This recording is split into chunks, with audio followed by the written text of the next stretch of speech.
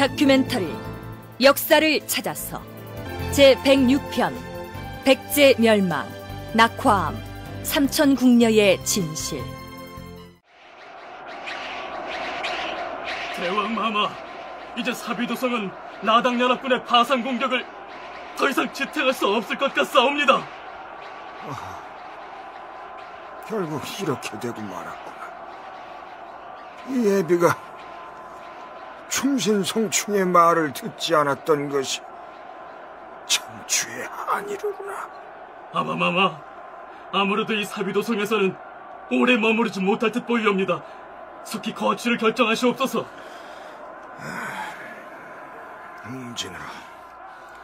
웅진으로 피신을 해야겠다. 날이 맑으면 적의 눈에 띌 것이옵니다. 야함을 틈타 앞문으로 나가서 피신하셔야 합니다. 서두르시옵소서. 알겠느니라. 태자는 앞장서도록 하라. 대왕마마, 선생님을 버리고 어디로 가시려는 것이옵니까? 알겠습니다, 대왕마마. 사비도성을 포기하지 마시옵소서. 저리 비키지 못하겠느냐? 대왕마마, 어가에 오르시옵소서. 자, 가자! 대왕마마!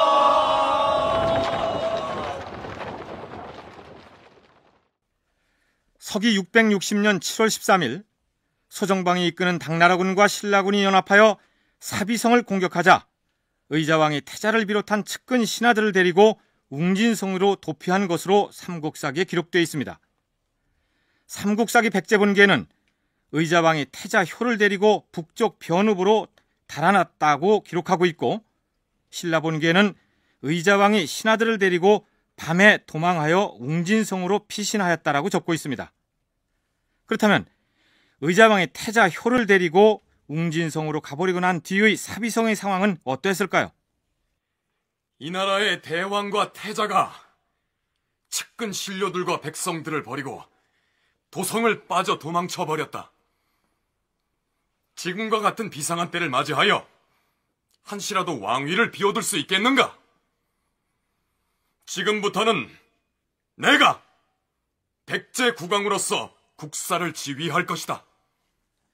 이렇게 왕을 자처하고 나선 사람은 의자왕의 둘째 아들 부여태였습니다.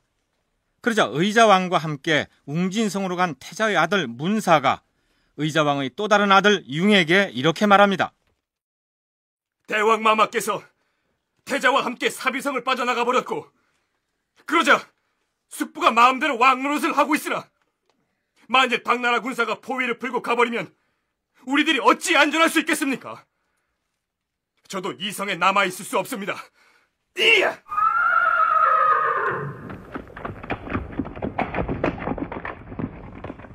그렇게 말하고 나서 문사가 측근의 사람들을 데리고 성을 넘어 나가니 백성들이 모두 그를 따랐으나 부여태는 그들을 막을 수 없었다. 상황이 좀 복잡한데요. 국왕인 의자왕과 태자인 부여효가 도성인 사비성을 버리고 웅진성으로 피신하자 의자왕의 둘째 아들인 부여태가 스스로 왕을 자처하고, 또 그러한 상황에 불안을 느낀 태자의 아들 문사가 백성들과 함께 성을 빠져나갔다는 얘기입니다.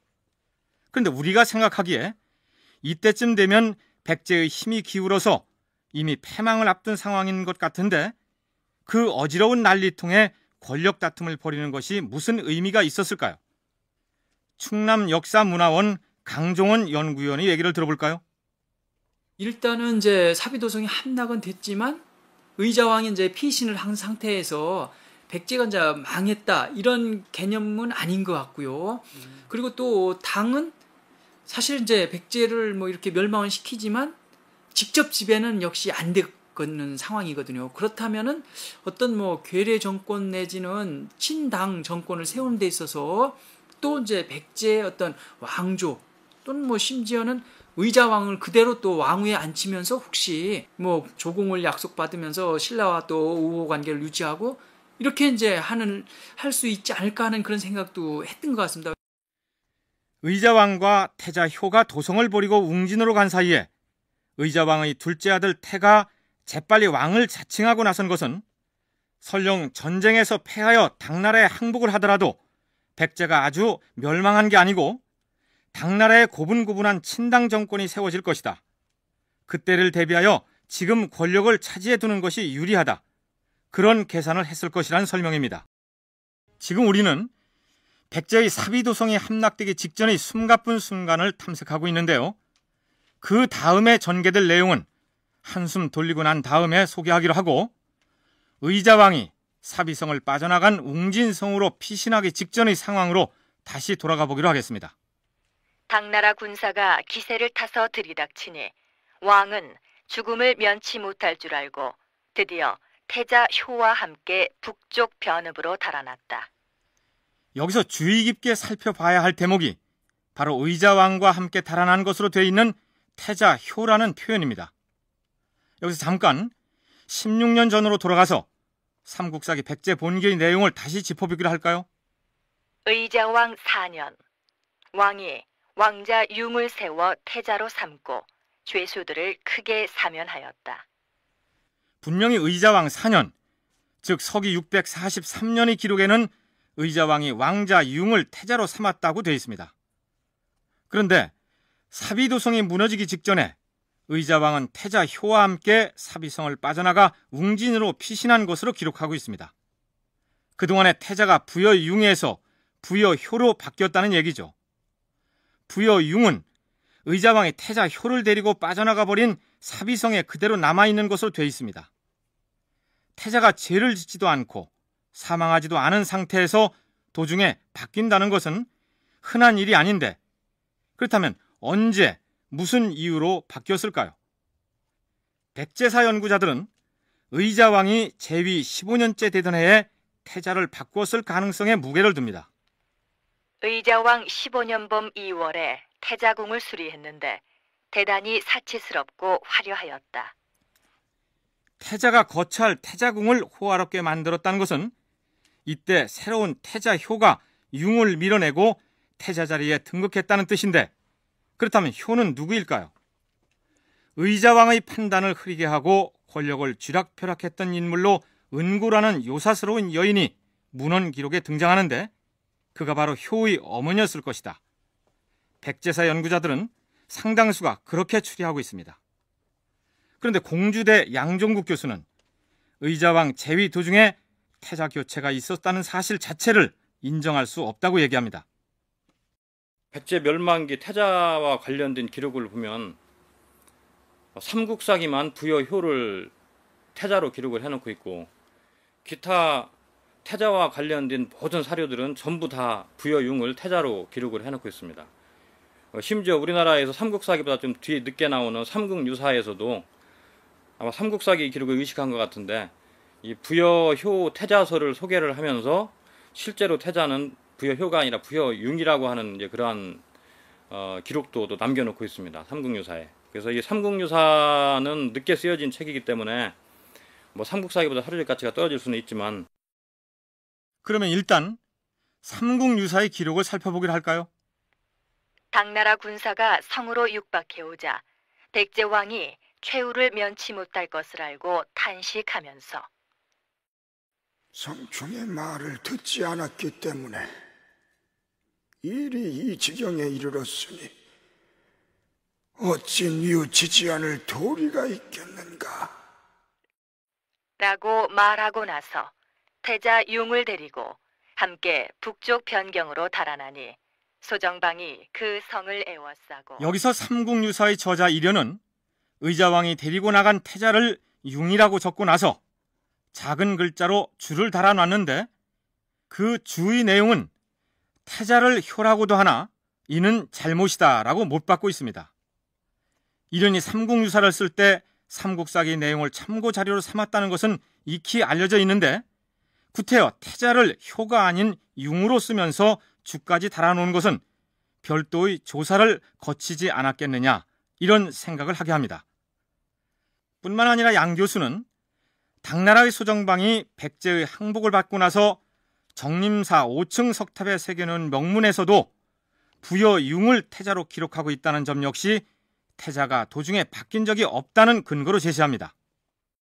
이 부여에 있는 정림사 5층 석탑에 쓰여진 대당평 백제국 비명, 이 대당평 백제국 비명에도 부여융을 태자로 소개를 하고 있습니다. 그리고 그 다음에 사료가 이제 일본서기인데, 그 일본서기는 한 이제 60년 정도 뒤에 쓰여진 사료이고, 또 일본서기의 성격은 일본서기가 쓰여질 당시에 많은 그 백제가 이제 무너진 뒤에 많은 백제인들이, 특히 학문적인 지식을 가진 또는 왕족들이나 관료들, 이러한 많은 백제인들이 일본에 들어가서 상당히 활동을 많이 하고 있던 그런 이제 시기에 쓰여졌기 때문에 이 백제에 대한 지식은 상당히 그 당시 정확한 그런 지식을 갖고 쓰여진 그런 책으로 볼 수가 있습니다. 바로 그 일본서기에 어떻게 기록되어 있는지 살펴볼까요? 제명 천황 6년 11월 1일에 장군 소종방 등이 사로잡은 백제왕 이하 태자용 등 여러 왕자 13명 등 모두 50여 명을 당나라의 조당에 바쳤다. 뿐만 아니라 신당서와 자치통감 등 중국 사서에서도 모두 백제의 태자를 융으로 기록하고 있습니다. 그런데 어떻게 해서 삼국사기에서만은 의자왕 말년의 백제 태자가 부여융이 아니고 부여효였던 것으로 올라 있을까요? 그것은 앞으로 풀어가야 할 수수께끼가 되겠죠. 자, 그러면 양종국 교수의 말대로 사비성이 나당연합군의 공격을 받아 위태로운 상황이었을 때 부여효가 아니라 부여융이 태자였다고 가상을 하고 당시 상황을 재구성해 보기로 할까요? 우선 당시 의자왕이 대단히 연로한 임금이었을 것이라는 사실을 염두에 둘 필요가 있습니다. 나당연합군이 사비성을 공격할 때의 의자왕 나이는 한 70세 정도는 저는 됐을 걸로 저는 보고 있습니다. 그렇다고 그러면 나이가 상당히 지금 많은 상황이기 때문에 그런 상황에서 지금 대군이 쳐들어오고 있고, 그럼 백제 입장에서는 그걸 어떻게 이제 방어를 하는 게 가장 효과적일까 생각하는 이제 그런 부분에서 아무래도 의자왕의 그 왕자들 중에 뭐 그 무렵에는 이제 나이가 어느 정도 먹은 왕자들도 많이 있었고, 그런 왕자들의 활동 역량도 있었기 때문에 아무래도 제가 보기에는 일단 직접적인 공격을 받는 이제 사비성은 그러한 젊은 왕자들이 맡아서 이제 하는 것이 이제 좋았을 것 같고. 대왕마마, 당나라의 대군이 이미 도성으로 밀고 들어왔사옵니다. 남은 군사를 정비해서 방어막을 치도록 하라. 대왕마마께 없어 사비도성에 계시는 것은 위험하옵니다. 우리 백제의 왕통이 위급해지는 사태를 막기 위해서라도 방어가 용이한 웅진성으로 옮겨가시는 것이 좋을 듯하옵니다. 그러하옵니다. 이곳 사비성은 격전이 벌어지고 있사오니 다른 왕자들에게 맡기시고 대왕마마께서는 태자마마와 함께 웅진으로 옮기시옵소서. 알겠느니라. 그럼 지금은 태자와 함께 웅진으로 가서 적을 막을 터이니 너희들은 사비도성을 사수하도록 하라. 예, 대왕마마.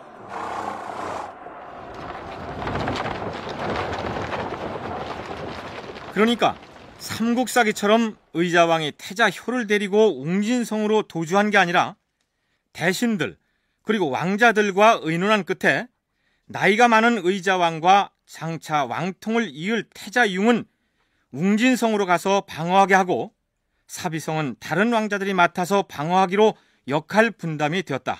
이런 얘기입니다. 의자왕과 함께 웅진으로 간 왕자가 효였든 융이었든 그 문제를 떠나서 당시 의자왕 일행이 사비성을 빠져나간 탈출 경로가 어떻게 됐을까요? 계명대 노중국 교수는 그의 저서 백제 부흥운동 이야기에서 이렇게 적고 있습니다. 의자왕의 탈출 경로는 분명치 않지만 적에게 발각되기 쉬운 육로보다는 수로를 이용했을 가능성이 크다. 부여의 부소산성과 공주의 공산성은 모두 백마강으로 연결돼 있다. 그래서 배를 댈 수 있는 나루가 있어 물자나 사람의 이동이 매우 용이하였다.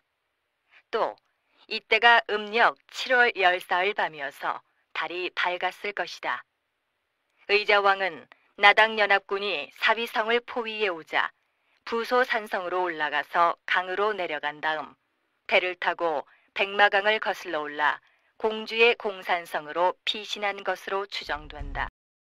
그러면 다시 일단 삼국사기에 적힌 대로 의자왕과 함께 웅진으로 간 태자가 융이 아닌 효인 것으로 상정하고 사비성의 상황을 다시 살펴보도록 하겠습니다.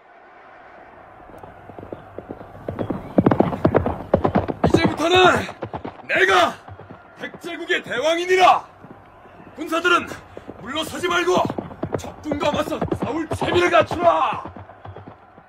의자왕의 둘째 아들 부여태가 스스로 국왕을 자처하면서 항전을 독려하였으나 태자의 아들 문사가 부여융을 보고 이렇게 말합니다. 대왕은 태자와 함께 도성을 버리고 달아나 버렸고 숙부가 자기 마음대로 왕이 되어버렸으니 만일 당나라 군사가 이대로 물러가 버린다면 우리가 안전할 수 있겠습니까? 저는 저를 따르는 사람들과 함께 성을 나가겠습니다.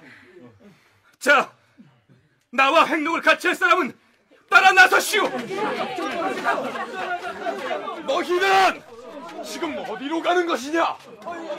내가 새로운 백제의 임금이라 하지 않았느냐?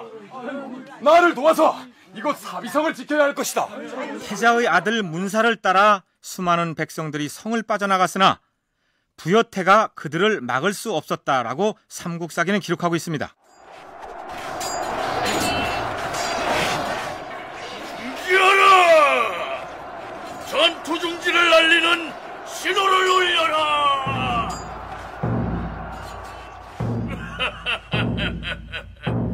이제 성을 수비하던 백제의 병졸들이 싸우기를 포기한 모양이다. 성곽위에 올라가서 우리 당나라 깃발을 세우도록 하라.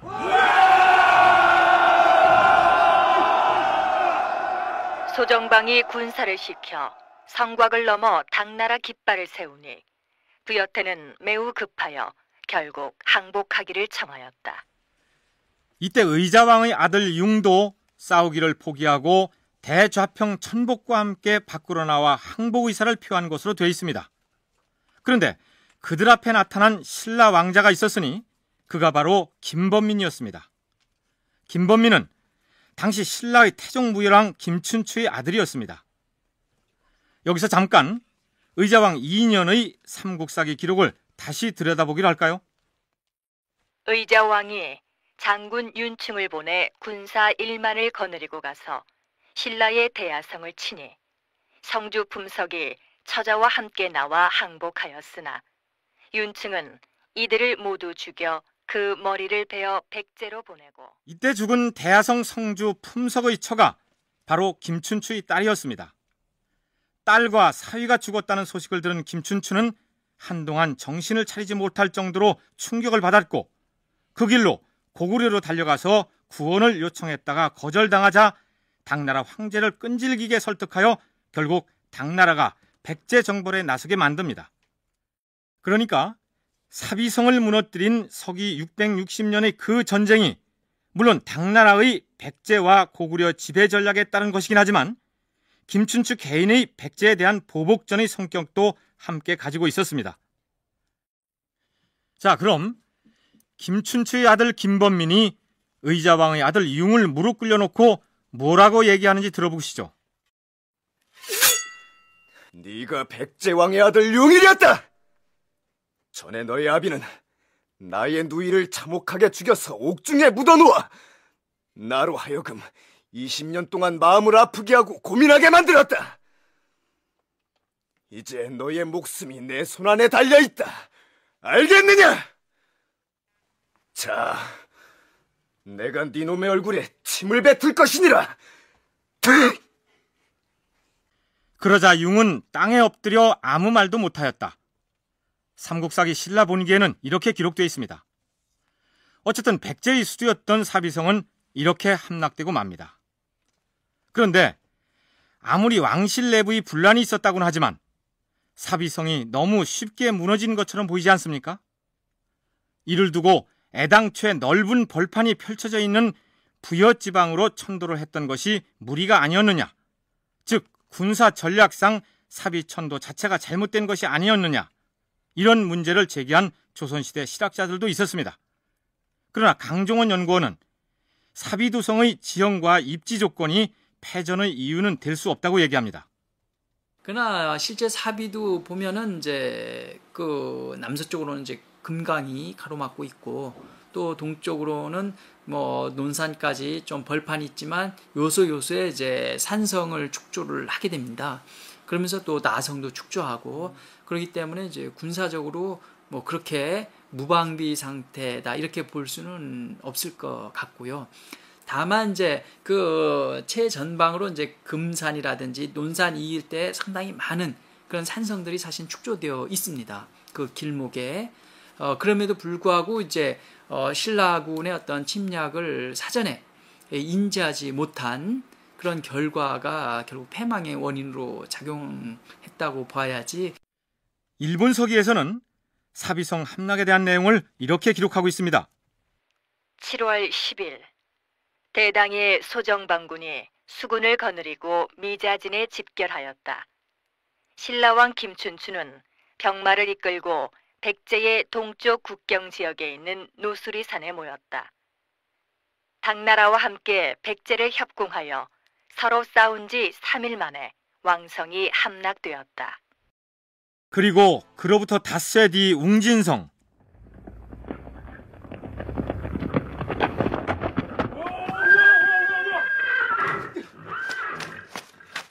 대왕마마! 사비도성이 함락되고 말았다는 정갈이옵니다. 무엇이라? 함락?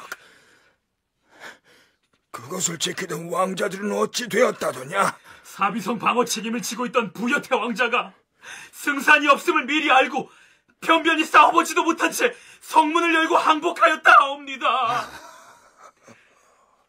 이런 애통한 일이. 지금 우리가 지키고 있는 이 웅진성의 상황은 어찌 돌아가고 있느냐? 머지않아 적군의 대대적인 공격이 있을 것이라 하옵니다. 그런데 사비성과 마찬가지로 웅진성 역시 너무도 싱겁게 항복을 해버린 것으로 기록되어 있습니다. 7월 18일 의자왕은 태자와 웅진 지방의 군사를 거느리고 웅진성으로부터 와서 항복하였다. 애당초 웅진성이 적의 공격을 방어하기에 유리하다는 판단을 하고 그쪽으로 옮겨갔다면 적군에 대항하여 전투라도 치열하게 한바탕 벌였어야 할 것인데 그런 기록은 어디에도 보이지 않습니다. 황산벌에서 5천 결사대를 이끌고 끝까지 항전하다가 장렬하게 전사한 계백 장군과는 너무도 대조적인 모습이 아닙니까? 그런데 웅진성에 있던 의자왕이 싱겁게 항복을 해버린 것은 의자왕의 의지가 아니었습니다. 당시 웅진성을 지키던 군사 책임자는 웅진방령 예식이었습니다. 대왕마마, 사비성을 지키던 왕자들도 이미 항복을 하였사옵니다. 이제 대세를 돌이키기에는 너무 늦었사옵니다. 대세를 돌이키기엔 늦었다니 그게 무슨 소리냐? 사비성을 무너뜨린 당나라 대군이 여기 웅진성에 대거 몰려와서 파상 공세를 펼 것이옵니다. 이만 항복하시는 것이... 무슨 소리냐? 그것이 성을 지키는 군사 책임자가 할 소리더냐? 만일 항복하지 않으시면 이제 대왕마밖에 없어도 무사하지 못할 것이옵니다. 웅진방령 예식이 그렇게 협박을 하자 의자왕은 당나라군에게 변변히 저항 한 번 못해보고 항복을 하고 말았던 것입니다. 서울역사박물관의 김영관 연구관은 웅진성의 방령이었던 예식이 말년에 의자왕으로부터 홀대를 당해오던 구 귀족 세력의 일원이었을 것이라고 추정합니다. 그 당시에는 이제 웅진성이 백제에 5개의 방성이 있었는데 북방성입니다. 북방성의 그 방령이 아마 그 예식이라고 하는 장군이었는데 그 예식이 이 의자왕과는 조금 정치적인 그 견해를 달리하는 구귀족 세력들의 한 사람이 아니었나. 그 당시 멸망 당시에는 백제에서는 신진귀족 세력을 많이 채용을 해서 의자왕이 정권을 주도하도록 했습니다. 구귀족 세력은 뭐 사택지적비의 주인공인 사택지적이라든지 성충이나 흥수와 같은 사람들을 많이 얘기를 하는데요. 그 예식도 아마 그런 부류의 사람들이 아니었나. 예식이 사비성에 있지 못하고 웅진성의 성주로 있었다는 사실 자체가 중앙 정치권으로부터 좌천당했다는 증거가 된다. 그런데 나당연합군의 공격을 받아서 의자왕이 자신이 우두머리로 있던 웅진성으로 피신해오자 예식은 그 기회를 자신이 중앙정계에 복귀할 수 있는 계기로 삼고 의자왕을 협박하여 항복을 이끌어냈다는 얘기입니다.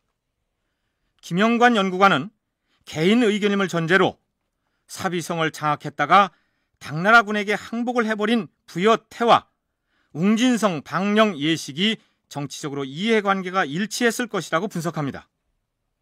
태와 아마 예식과는 그 정치적인 이해관계가 좀 일치하지 않았나. 그렇기 때문에 그 태가 국왕의 비록 아버지지만 명을 어기고 당군에 항복했다는 것은 그 전쟁이 만약에 어떤 식으로든 종료가 된다 그러면은 그리고 당군이 물러간다 그러면은 그 태는 그 살아남지 못할 그럴 입장이었을 겁니다.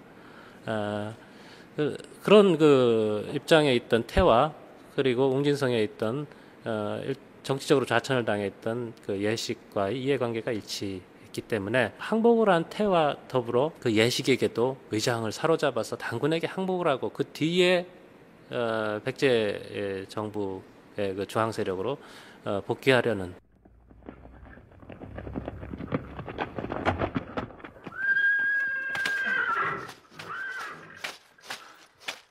방령나으리, 왜 그러느냐?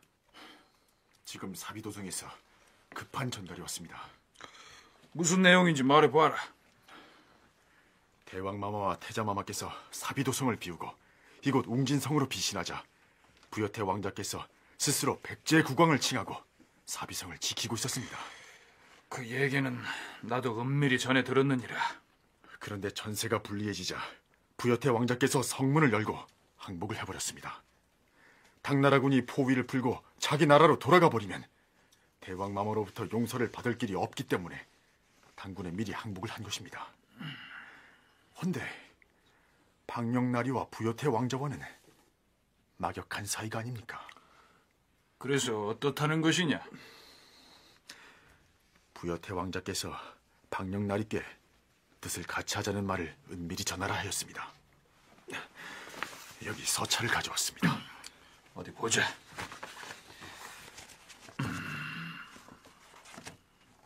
그래, 알았느니라. 자, 나를 따라 어전으로 들어오너라.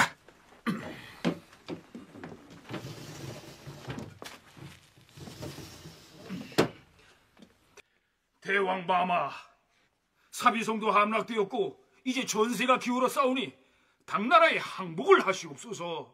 항복이라니? 적을 앞에 두고 그게 장수가 할 소리더냐? 더 이상 저항을 하다가는 희생만 더 커질 것이옵니다. 허허! 그 불경스러운 언사를 거두고 나가서 싸우도록 하라! 그리는 못하겠사옵니다. 얘들아! 대왕마마를 사비성으로 압송할 것이니 포박하도록 하라! 예식은 아니나! 어쩐 니놈이! 뭐들 하느냐! 포박하라 하지 않느냐! 아마도다!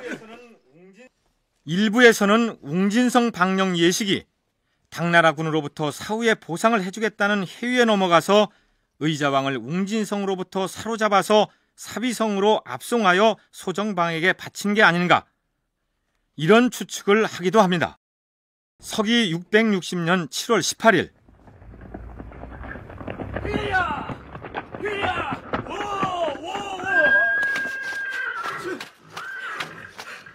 대왕마마, 백제국 의자왕이 웅진성을 버리고 사비로 와서 항복을 하였다옵니다.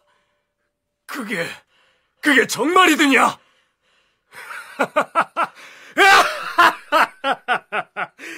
내 이날을 얼마나 기다렸는지 모른다. 자, 그럼 사비로 가자!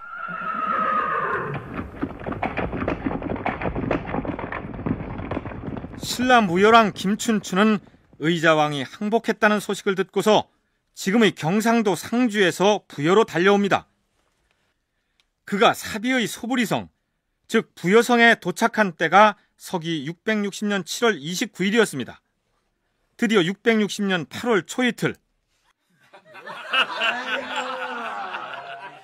당나라의 장졸들은 실컷 마시고 회포를 불도록 하라. 우리 신라의 장졸들도 이 기쁜 순간을 마음껏 즐기도록 하라. 소정방과 김춘추는 당나라와 신라 장병들에게 승전을 만끽하는 잔치를 베풉니다. 삼국사기 신라 본기에는 신라왕 김춘추와 당나라 장수 소정방이 당상, 즉 대청마루 위에 앉아 술을 마시고 의자왕과 그의 아들 융은 대청마루 아래 땅바닥에 무릎 꿇려 앉혔는데, 나는 신라의 국왕인데 술잔이 비었구나. 백제왕 의자는 술병을 높이 들어 내 잔을 채우도록 하라. 잔을 채우라지 않았느냐? 뭘 하고 있는 게냐?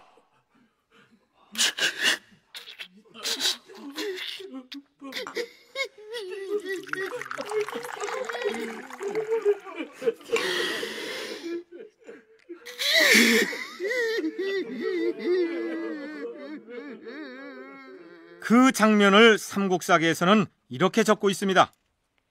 당하에 앉은 의자로 하여금 술을 부어 올리게 하니 백제의 좌평 등 군신들이 울며 눈물을 흘리지 않은 사람이 없었다. 신라가 삼국 통일의 의지를 가지고 대업을 이뤘다 하는 것은 그 후대 역사가들의 그 평가고, 가장 그 원초적이고 근본적인 원인은 그 복수입니다. 김춘추의 그 원한을 갚기 위한 복수입니다. 그 복수의 장소가 의자왕이 그 당나라 소정방과 신라 김춘추 태종무열왕에게 항복식을 그 거행하는 장소였었습니다. 그러니 그 백제로서는 당나라 신라한테 항복하는 것보다 김춘추에게 진 원한을, 그것을 씻는 장소가 된 겁니다. 어찌되었든 백제의 수리였던 사비성이 함락당하고 백제 국왕 의자왕이 당나라 장수 소정방과 신라의 태종무열왕 김춘추에게 무릎을 꿇고 항복을 했던 때가 서기 660년 8월 2일이었습니다.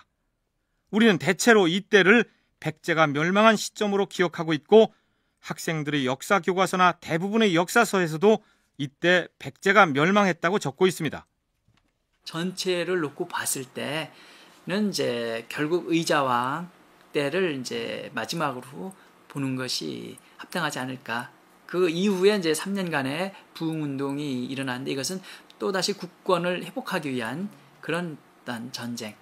다시 뭐 회복을 해서 백제가 존속된다면은 뭐 같이 그 연장선상에서 이제 봐야 되겠지만, 우리가 이제 일제 강점기에 식민 지배를 받았던 것처럼, 그런 이제 그거로서 이제 결국 종말을 구하게 되거든요. 그러면서 당에서는 당 나름대로 뭐 지배 체제를, 지방 통치 체제를 또 구축을 하고, 그 위에 또 뭐 신라는 또 신라 나름대로 백제를 이제 편제시키는 지방 체제를 갖추기 때문에, 그 뒤에 있었던 부흥운동이 결국 성공하지 못했기 때문에 의자왕이 항복한 그 시점을 백제가 멸망한 것으로 봐야 한다는 것이 강종원 연구원의 견해인데, 그러나 대다수의 백제사 연구자들은 그 뒤에 이어지는 부흥운동 기간을 백제사의 연장이라고 얘기합니다. 이도학, 양종국 두 사람의 얘기를 차례로 들어보시겠습니다. 백제 왕조의 연장으로 해서 해석을 해야 됩니다. 이것은 그 수남 안정복이 지은 동사 강목에서도 백제 마지막 왕을 의자왕이 아니고 풍왕이라 해놨습니다. 그러니까 일시적으로 의자왕이 항복하긴 했지만, 그러나 이것이 백제가 망한 것은 아니고 곧바로 이제 백제라고 하는 나라를 재건하기 위한, 조국을 회복하기 위한 전쟁이 들불처럼 번져나갔던 것이고, 그리고 풍왕을 수반으로 하는 어엿한 국가체제를 수립했던 것이고, 그리고 공주하고 부여 일부만 빼놓고 나머지를 다 회복을 했어요. 그래서 이것은 그 백제가 망했다라기보다는 백제가 공경에 처해서 의자왕은 항복했지만, 그러나 백제를 재건하기 위한 그런 이제 힘찬 운동이 계속 전개됐고, 백제 자체를 완전히 없애고 다른 나라를 세운다든지 아니면 그 나라를 신라에게 주겠다는 의미가 아니라, 백제는 그대로 존속을 시키면서 백제를 지배하는 정권 담당자를 신당 인물로 대체를 시킨다는 그런 이제 의미가 담겨 있죠. 그래서 그런 의미로 본다 그러면은 660년 7월 18일 날 이제 의자왕이 항복식을 하고 9월 3일 날 이제 중국으로 끌려가게 되는데 그 내용은 정권이 교체당하는 모습이지, 백제의 정권이 교체당하는 모습이지, 백제 자체가 수명이 완전히 끝났다, 백제가 멸망했다, 그런 의미는 아닌 것으로 이제 봐야 됩니다. 도성이 함락당했고 국왕이 붙잡혀서 항복을 해버렸으면 나라가 망한 것 아니겠느냐, 이렇게 단순하게 생각할 사람이 있을지 모르겠는데요. 서기 475년의 삼국사기 백제본기 기록을 다시 살펴보기로 할까요? 고구려의 대로 제후와 제증걸로 그리고 고이만년 등이 군사를 거느리고 와서 북쪽 성을 공격하여 이래 만에 이를 함락시키고 또 남쪽 성을 치자 성 안에서는 위태해져서 두려워했다. 계로왕이 성에서 나가 도망하니 고구려 장수 걸루 등이 왕을 결박하여 아차성 밑으로 보내어 죽였다. 서기 475년 백제는 고구려 장수왕의 침공을 받아 수도 한성이 함락되고 계로왕을 비롯한 왕족들은 고구려 군사에 붙잡혀서 아차산으로 끌려가 줄줄이 참수를 당합니다. 그러나 그때 백제가 멸망했다고 얘기하는 사람은 아무도 없습니다. 신라의 지원군을 청하러 갔던 왕자 문주가 백성들과 함께 웅진으로 내려가 그곳을 도부로 삼고 백제의 왕통을 이어나갔기 때문이죠. 마찬가지로 비록 의자왕은 당나라로 끌려가게 되지만 외국에 가 있던 왕자 부여풍이 귀국하여 어엿한 백제의 국왕이 됩니다. 그렇다면 그동안 대부분의 사서에서 왜 의자왕 때까지만 백제사로 보고 의자왕이 항복한 때를 백제의 멸망 시점으로 간주해 왔을까요? 김영관 연구관은 신라 중심으로 역사를 기록하다 보니 그렇게 된 것이라고 분석합니다. 수도 사비성을 함락한 이후에 사실은 신라가 옛날 백제 그 영토 지역에 대한 지배권을 행사한 것은 672년에 가서입니다. 그 이전까지는 사실상 당나라의 웅진도독부 관나라에 백제가 있었습니다. 그 웅진도독부라는 것도 그 어떤 그 임의적인 기구이지 실질적으로 백제 지역을 통치한 것은 아니었었습니다. 그렇기 때문에 그 신라 입장에서는 당나라 세력이 끼어들은 그 시대까지도 인정을 하기가 어려웠던 것입니다. 그러다 보니까 660년 7월에 백제 의자왕이 항복한 것을 가지고 백제 역사를 마무리하고 싶었던 것일 겁니다. 의자왕이 퇴장한 것이 곧 백제의 멸망은 아니다, 이런 견해를 지지하기로 한다면 이후에 있었던 백제인들의 당나라와 신라에 대한 싸움은 부흥운동이라고 표현하는 것도 모순이 되겠죠. 나라가 망하지 않았는데 무슨 부흥운동이냐, 이런 항변을 할 수 있기 때문입니다. 그러나 교과서를 비롯한 여러 사서들의 영향으로 제31대 의자왕이 백제의 마지막 임금이었다, 이런 인식이 워낙 오랫동안 지배해왔기 때문에 의자왕 다음에 옹립된 풍왕이 제32대 백제왕이었다, 이렇게 표현하기가 망설여지는 게 사실입니다. 따라서 저희 프로그램에서도 일단 서기 660년에 백제가 멸망했고 이후에 부흥운동이 일어났다, 이렇게 표현하도록 하겠습니다. 그러면 서기 660년에 백제가 망했다고 치고 가장 큰 궁금증은 신라와 당나라가 군사동맹을 맺어 백제를 침공하는데 백제는 어째서 고구려나 외의 지원을 요청하지 않고 혼자서 18만 대군을 모두 감당하려고 하다가 결국 패망했느냐 하는 점입니다. 우선 고구려의 경우 백제와 마찬가지로 신라와 당나라가 연합하여 백제를 침공할 것이라고는 상상을 하지 못했던 것으로 보입니다. 양종국 교수의 얘기입니다.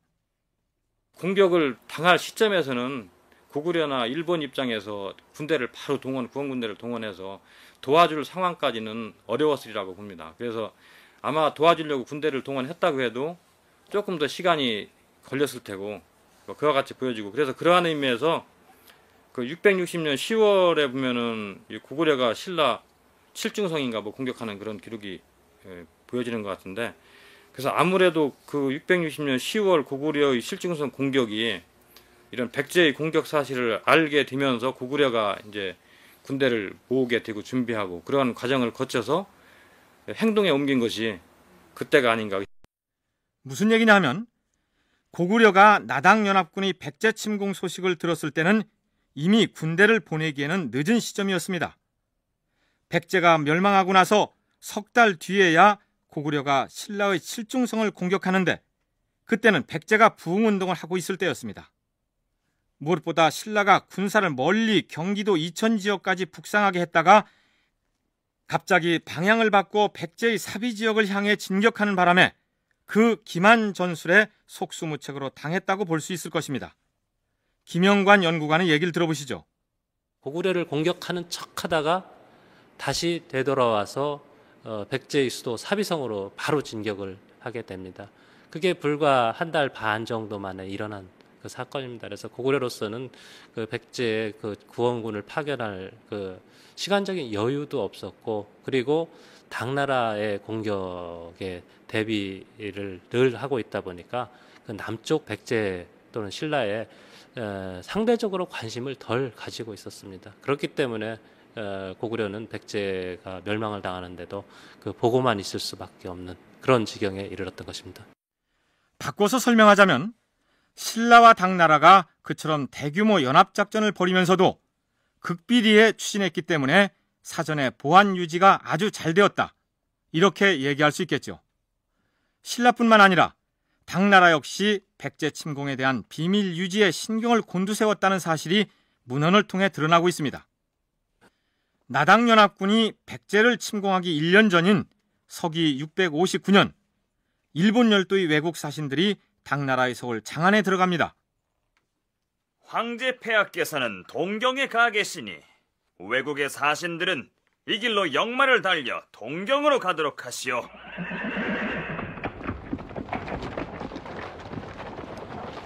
그래서 외국의 사신들은 동경, 즉 낙양으로 가서 당나라 황제를 만나 업무를 마쳤는데, 이제 황제 폐하도 아련했고 볼일을 다 마쳤으니 이만 돌아가야겠습니다. 외국 사신들은 동쪽으로는 갈 수가 없어.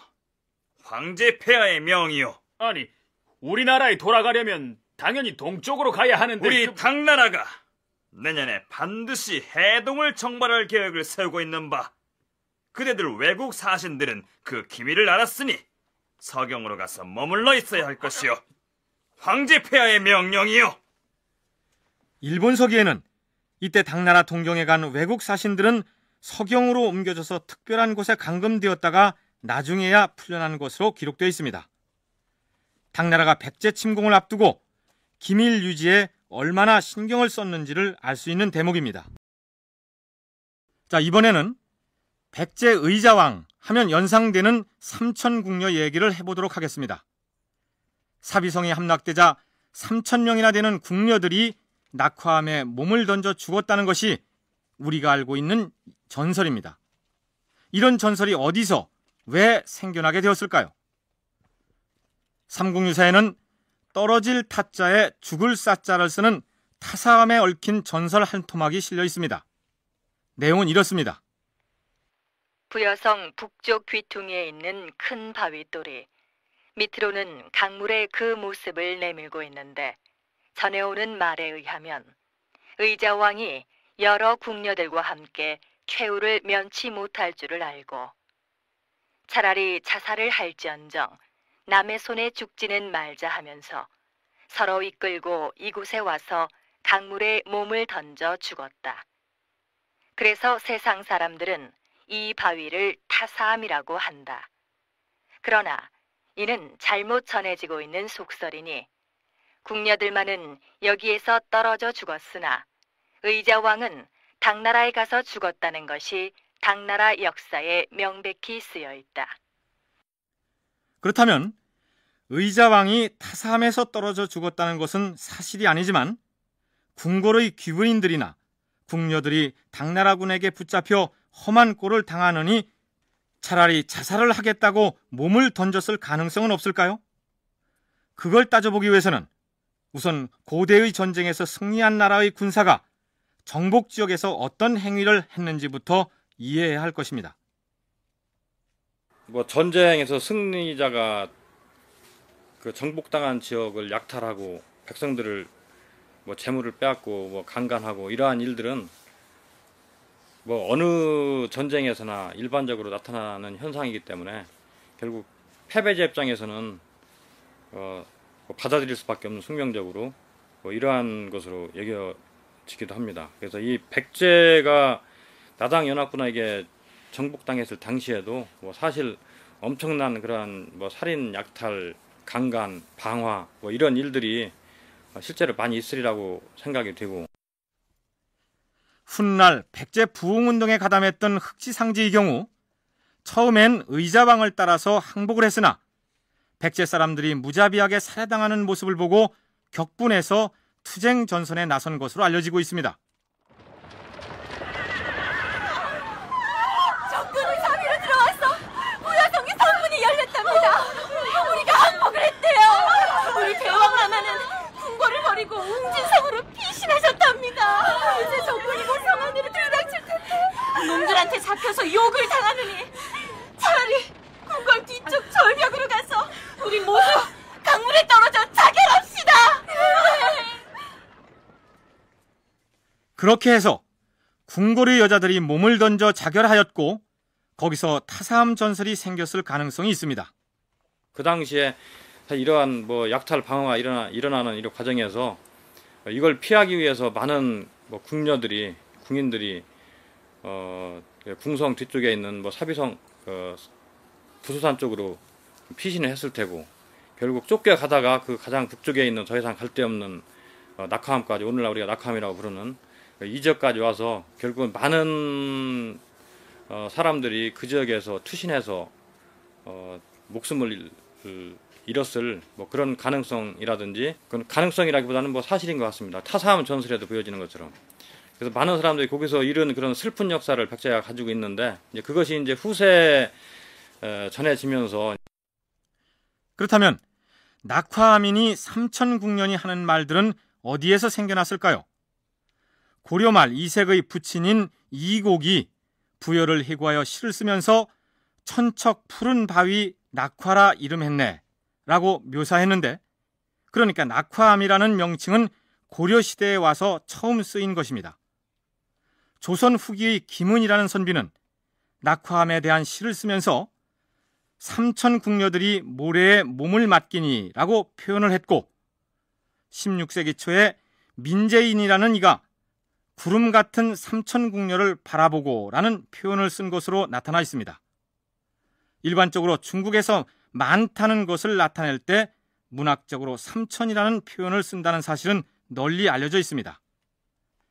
당나라의 이태백은 매우 높은 곳에서 떨어지는 폭포를 보고 날아 흐르며 삼천척을 곧바로 내려가네 라고 표현했고, 긴 머리카락을 일컬어 백발이 삼천척이라고 했으며, 백거인은 그 이시 장안가에서 양귀비를 일컬어 후궁 중에 미녀들이 3천이 넘건만 삼천 후궁이 받던 총애를 한 몸에 받는구나 라고 묘사하고 있습니다.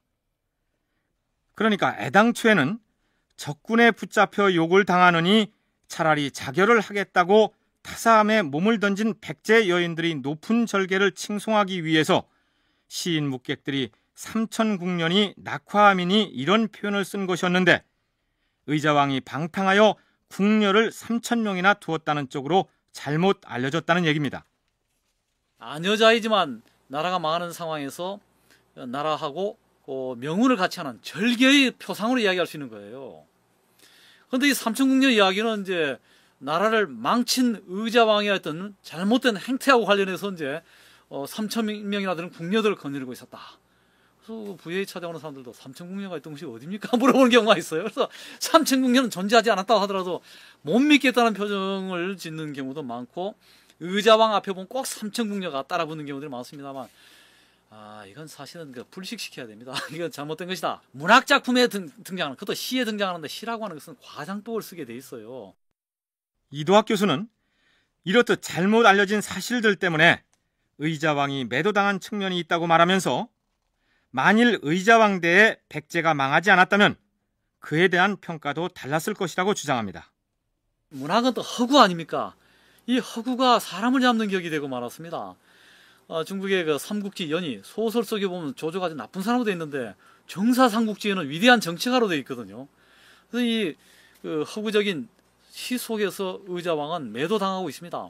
사실 그 우리나라 역사에 있어서 의자왕은 효자의 표상이 되고 효도로서는 가장 연대가 올라가는 사람이에요. 의자왕 대 나라가 망하지 않았다고 한다면은 의자왕은 도덕 교과서에 실릴 수 있는 그런 인물이기도 했던 거죠. 중국에까지도 명성이 퍼져가지고 구당서, 신당서에 해동의 정자하고 민자 해서 해동의 정민, 해동의 정자 이런 기록이 남겨지게 된 거죠.